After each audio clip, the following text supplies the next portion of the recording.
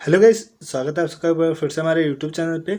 आज का हमारा टॉपिक है इलेक्ट्रिक लाइन या फिर ट्रांसमिशन एंड डिस्ट्रीब्यूशन। अब देखिए ट्रांसमिशन में आखिर होता क्या है। अब पहले हम टॉपिक जानेंगे आखिर इलेक्ट्रिक ट्रांसमिशन जो होता है हमारा आखिर होता क्या है, इसको नाम कैसे दिया गया ट्रांसमिशन का। तो हम जानते हैं विद्युत को एक स्थान से दूसरे स्थान तक प्रेषित करना विद्युत संचरण कहलाता है। यानी कि मान लीजिए हमारा पावर स्टेशन है जहाँ पे इलेक्ट्रिक हमारी जनरेट होती है, फिर इसको कई माध्यम से डिस्ट्रीब्यूशन सिस्टम तक लाया जाता है। मान लीजिए हमारा डिस्ट्रीब्यूशन सिस्टम है, यहाँ तक लाया जाता है, फिर इसके यहाँ से अलग अलग सप्लाई अलग अलग डिपार्टमेंट में दी जाती है, चाहे वो इंडस्ट्रियल हो या फिर व्यावसायिक हो या फिर कृषि क्षेत्र हो या फिर घर हो या फिर कोई भी इंस्ट्रूमेंट जहाँ पे हम इलेक्ट्रिक पावर का यूज करते हैं, इसे ही इलेक्ट्रिक ट्रांसमिशन कहा जाता है। अब इलेक्ट्रिक जो ट्रांसमिशन होता है वो दो टाइप से होता है। एक तो होता है जो हाई टेंशन वायर होता है। हाई टेंशन जैसे मान लीजिए दो पोल हैं, इनके ऊपर से जो हम सप्लाई देते हैं ये हमारा होता है हाई टेंशन वायर, ठीक है। और एक होता है ग्राउंड में होता है, यानी कि जो हम कह सकते हैं जो इलेक्ट्रिक ट्रांसमिशन होता है वो मेनली सिरोपरी लाइन चालक या फिर भूमिगत लाइन केबल द्वारा किया जाता है। अब देखिए जो इलेक्ट्रिक ट्रांसमिशन है, इलेक्ट्रिक ट्रांसमिशन को मेनली दो टाइप में डिवाइड किया गया है। एसी में 3 फेज सिस्टम होता है, डीसी में होता है ये HVDC यानी कि हाई वोल्टेज डायरेक्ट करंट।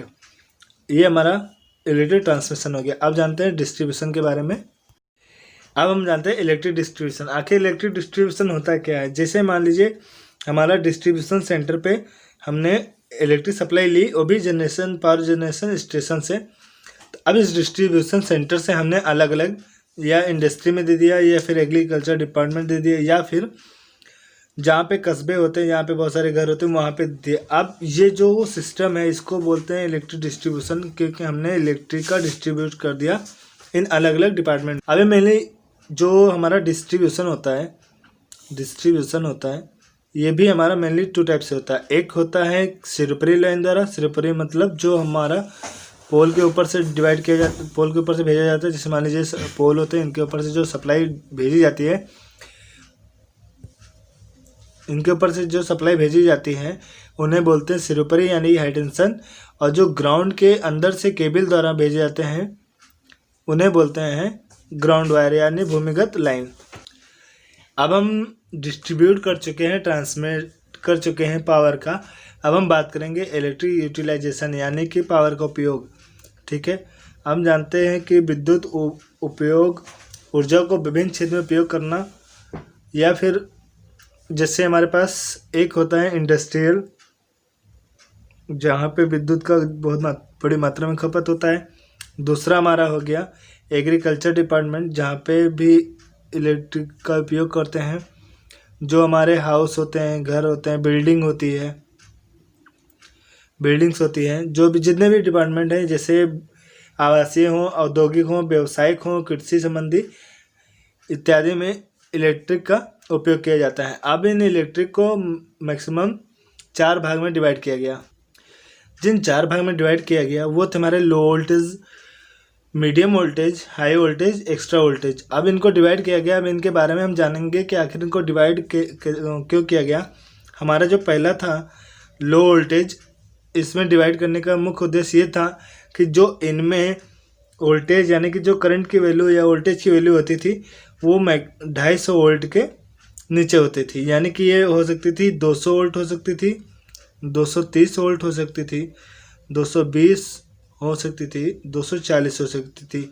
इनका उपयोग मिनिमम जो हमारे घर होते हैं इनमें उपयोग किया जाता था। मैक्सिमम हमारी सप्लाई इतनी हमारे घर में आती है, या फिर 220 या 240 वोल्ट की सप्लाई हम घर में देते हैं। जो हमारा दूसरा डिवाइडेशन था जो मीडियम वोल्टेज का था। अब इसमें क्या किया इन्होंने जो 250 वोल्टेज से 650 वोल्टेज तक के जितने भी वोल्टेज थी उनको डिवाइड किया मिनिमम वोल्टेज में, ठीक है। अब इसमें जो वोल्टेज होती थी वो होती थी 346/200, यानी कि ये हमारा इनपुट था, ये आउटपुट था, ठीक है। 300/220 वोल्ट, 400/230 वोल्ट, इतना डिवाइड किया गया मीडियम वोल्टेज को। इनका उपयोग जैसे हमारे घर में हीटर होता है, तो हीटर होता है या फिर ऐसे इंस्ट्रूमेंट जिसमें पावर का लॉस अधिकतम होता है, तो वहाँ पे इसका उपयोग किया गया। अब आया हाई वोल्टेज के बारी। अब यहाँ पे दिखाया गया जो हमारी 650 वोल्ट से लेके 33 kV यानी कि 3300 वोल्ट यानी कि 3300 वोल्ट तक के। अब इनके बीच में जो भी पावर था उसको डिवाइड किया गया हाई वोल्टेज में। अब इनमें क्या होता था, 1100 वोल्ट होता था, 2300, 33, 66 और 11 kV, 22 kV और 33 kV तक इनको डिवाइड किया गया। अब इनका यूज होता था, जो सर्विस मेंस होती थी वहाँ पे इनका यूज किया होता था। नेक्स्ट और लास्ट जो हमारा था एक्स्ट्रा हाई वोल्टेज, इसमें जो 33 kV से ऊपर की वोल्टेज थी या पावर था उसको डिवाइड किया गया एक्स्ट्रा हाई वोल्टेज में। इसमें जो 33 kV था, 66 kV था, 132 kV, 220 kV, 400 kV और 765 kV था। इनका जो यूज हुआ वो एक्स्ट्रा हाई वोल्टेज के रूप में, ट्रांसमिशन के रूप में यूज किया जाता था। अब आपको यहाँ पे comparison of AC and DC यानी कि AC और DC की तुलना को दिखाया गया। अब हमने यहाँ पे एक आरेख खींचा है जो एक कॉस्ट और डिस्टेंस के बीच में है। अब जो हमारी ये लाइन है ये हमारी AC लाइन को दिखा रही है, तथा ये जो लाइन है ये डायरेक्ट करंट यानी कि DC को दिखा रही है। अब देखिए इन दोनों में अंतर क्या है। जब हमें 500 से 800 किलोमीटर से अधिक अगर डिस्ट्रीब्यूशन या ट्रांसमिशन करना है तो हम प्रेफर करेंगे DC। जो हमारी डायरेक्ट करंट है इसमें अगर हमें 500 से 800 किलोमीटर के बाद तक भेजना है तो हमारी जो कॉस्ट है वो कॉस्ट हाई होती है। हमारी जो कॉस्ट हाई होती है वो चाहे कितने भी दूरी के लिए हो, हमारा एक बार कॉस्ट लगेगा। उस DC को हम फिर 500 से 800 किलोमीटर के बाद भी तक डिस्ट्रीब्यूट या ट्रांसमिशन कर सकते हैं। इसके बाद हमारा इसमें कोई एक्सपेंस नहीं लगेगा। लेकिन जो हमारी AC है वो कोई पॉइंट, मान लीजिए यहाँ पे हमने D लिया है, D पॉइंट तक AC और DC दोनों इक्वल हैं, लेकिन जो AC का कॉस्ट है वो केवल D1 पॉइंट तक के लिए ही कम है। इसके बाद जो हमारा कॉस्ट है ये बढ़ता जाएगा। और अगर हम इसके डिस्टेंस देखें तो जैसे जैसे डिस्टेंस बढ़ेगा AC का कॉस्ट उतना बढ़ता जाएगा।